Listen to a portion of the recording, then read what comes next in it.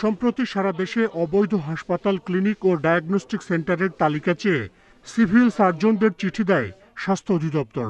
তাদের দেয়া তালিকা অনুযায়ী ১৩০০-র বেশি প্রতিষ্ঠানের অনুমোদন নেই। এসব প্রতিষ্ঠান বন্ধে চলছে অভিযান। সবচেয়ে বেশি অবৈধ প্রতিষ্ঠান ছিল কুমিল্লায়। এই জেলায় বন্ধ করা হয়েছে ১০০-র বেশি। স্বাস্থ্য অধিদপ্তরের তথ্য মতে খুলনা বিভাগে ৩১৮, ঢাকায় ১২০, চট্টগ্রামে ১১৪, রাজশাহীতে ৮৩টি সহ সারা দেশে ৭২৭টি অনুমোদনহীন প্রতিষ্ঠান বন্ধ করা হয়েছে। বৈধ বেশিরভাগ হাসপাতালই জেলা শহরে।